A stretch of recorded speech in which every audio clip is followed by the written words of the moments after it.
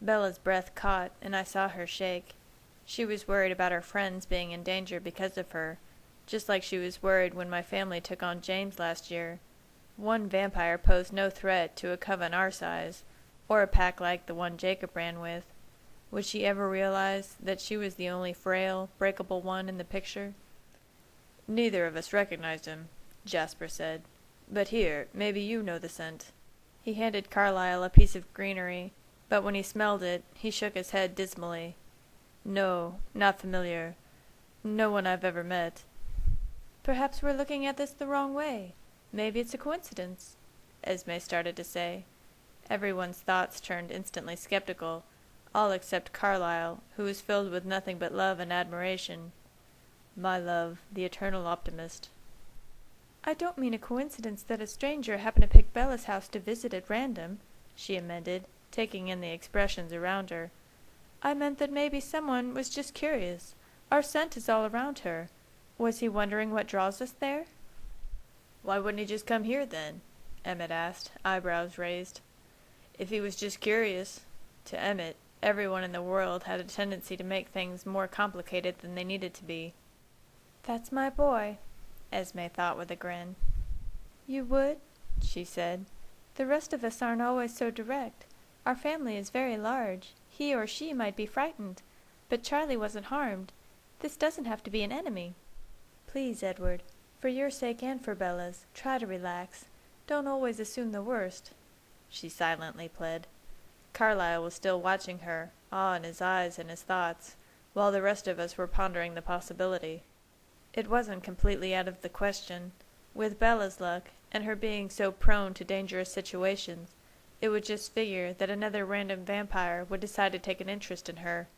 Not that that made me feel any better about the situation. If anything, it added an element of uncertainty that made me impossibly more nervous. At least if it was Victoria, or one of the Volturi, we knew what we were up against. What if this was another tracker like James? What if he already had Bella's scent in his head and was looking for her right now? I suddenly realized Alice was watching me indignantly. "I see that look on your face. Stop picturing some new horror. We have enough to worry about as it is. I know I missed this one, but I won't let it happen again. She's fine." After I nodded reluctantly, she spoke out loud, her voice infused with confidence. "I don't think so. The timing was too perfect. This visitor was so careful not to make any contact, almost like he or she knew I would see." "He could have had another reason for not making contact," Esme said calmly. "Does it really matter who it was?" Bella asked, her heart racing. I knew that frightened sound, recognized the panic in her voice. I knew what she was going to say before she said it. "Just the chance that someone was looking for me.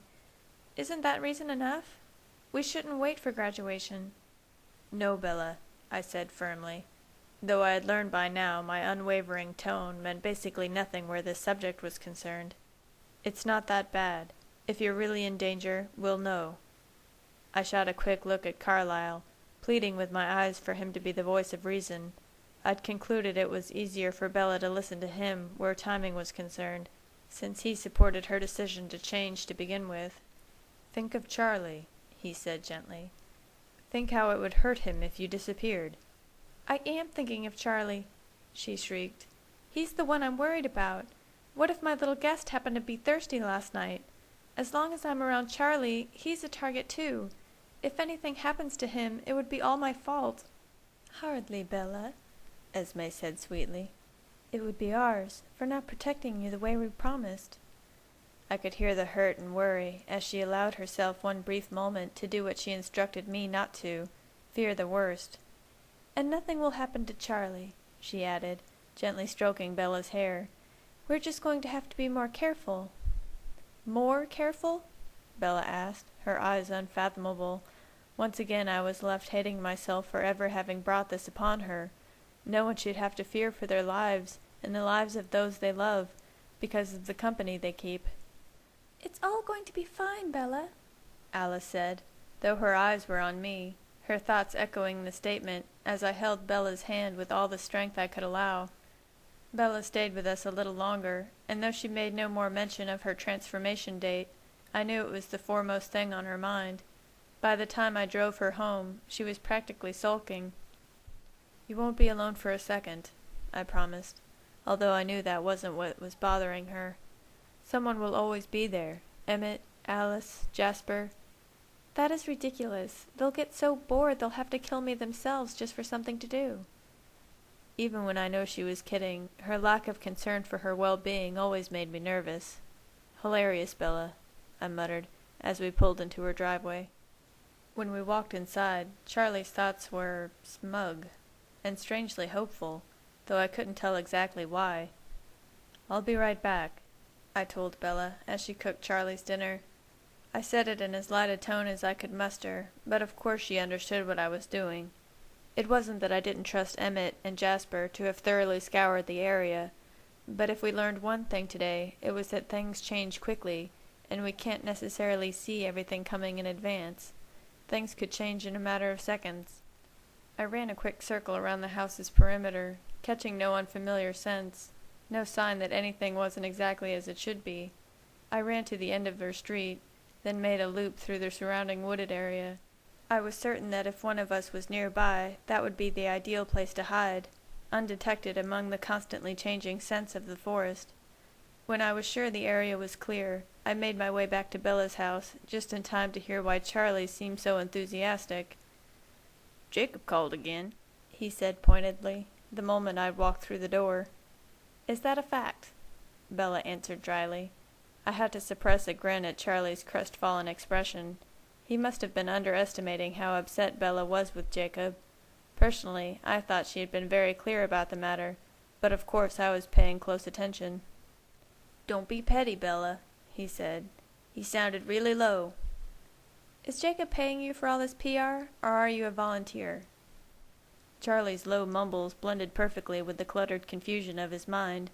He wanted to know what Jacob had done to make Bella turn her back on him so completely, but he knew it wasn't his place to ask. He was frustrated and at a loss, so eventually he excused himself and went to the living room, where he pretended to watch TV while listening intently to us. "Good night, Bella," I said politely, and deliberately loudly, smiling as Bella rolled her eyes. "See you soon," I added in a whisper, grazing her ear with my lips.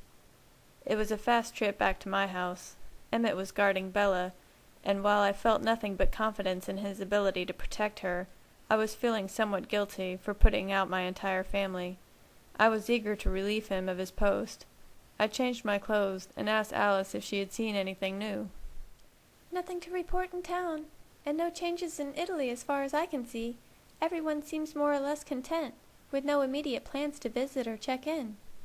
"Unless someone decides to come here on a whim," I added dismally. "They all know how your ability works.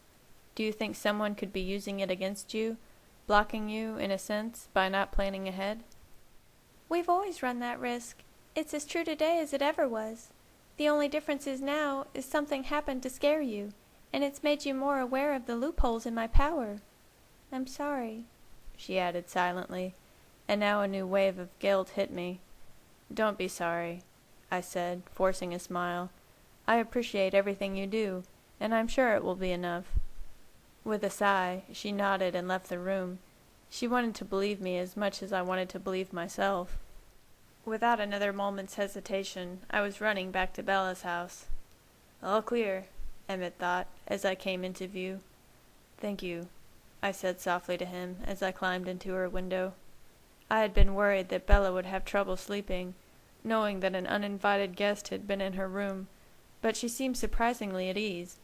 I suspected it was at least partially an act to make me feel better, but I didn't dare question her or make her think about it any more than she already likely was.